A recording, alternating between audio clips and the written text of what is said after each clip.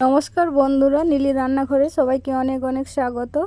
বন্ধুরা, আজ আমি বানাবো কাঁকরোল আলুর ডালনা। এভাবে বানালে যারা কাঁকরোল ভালোবাসে না তারাও চেটে পুটে খাবে। তো বন্ধুরা, দেখুন কিভাবে রান্নাটা করছি আমি। এখানে কাঁকরোল নিয়েছি, আলু খুব ভালো করে কেটে নেব। দেখুন খুব ভালো করে কাঁকরোল কেটে নিয়েছি, আলুও কেটে নিয়েছি। এখানে একটা মিক্সিতে 3টে কাঁচা লঙ্কা নিয়েছি, আদা পরিমাণ মতো, 2 চামচ সাদা সর্ষে, নারকেল কোড়াই পরিমাণ মতো, একসাথে খুব ভালো করে একটা পেস্ট তৈরি করে নেব আমি। এখানে একটা কড়াইয়ের মধ্যে আমি সর্ষের তেল দিয়ে দিলাম পরিমাণ মতো। তেলটা খুব ভালো করে গরম করে নিয়েছি। আলু কাঁকরোল খুব ভালো করে ভেজে নেব আমি। পরিমাণ মতো নুন হলুদ গুঁড়ো দিয়ে খুব ভালো করে নাড়াচাড়া করে লাল লাল করে ভেজে নেব আমি। দেখুন খুব ভালো করে লাল লাল করে ভেজে নিয়েছি। বন্ধুরা, এই রেসিপিতে আপনারা কাঁকরোল আলু খুব ভালো করে ভেজে রান্নাটা করবেন, রান্নার স্বাদ আরও সুস্বাদু হবে।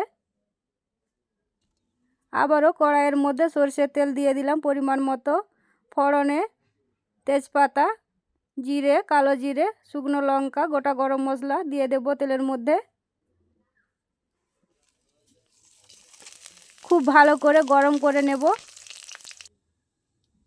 মিক্সির মধ্যে কাঁচা লঙ্কা, আদা, সর্ষে, নারকেল কোড়াই পেস্ট দিয়ে দেব ফোড়নে।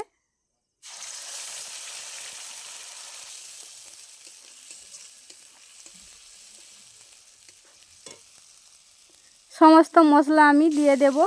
হলুদ গুঁড়ো পরিমাণ মতো, কাশ্মীরি লঙ্কার গুঁড়ো পরিমাণ মতো, ধনে গুঁড়ো পরিমাণ মতো। খুব ভালো করে মশলাটি রেডি করে নেব।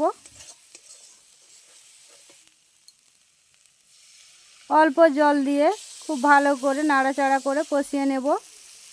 দেখুন খুব ভালো করে কষিয়ে নিয়েছি। আলু কাঁকরোল মশলার মধ্যে দিয়ে আরও একবার খুব ভালো করে কষিয়ে নিয়েছি। পরিমাণ মতো জল দিয়ে দিলাম।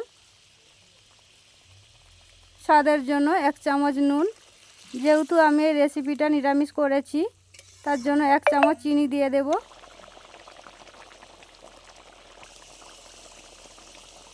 রান্নাটি প্রায় শেষের মাথায় বন্ধুরা, 1 চামচ ঘি ছড়িয়ে নেব। আজকের রেসিপি রেডি। বন্ধুরা, রান্নাটি যদি ভালো লাগে অবশ্যই লাইক কমেন্ট শেয়ার করবেন এবং আমাদের পাশে থাকবেন।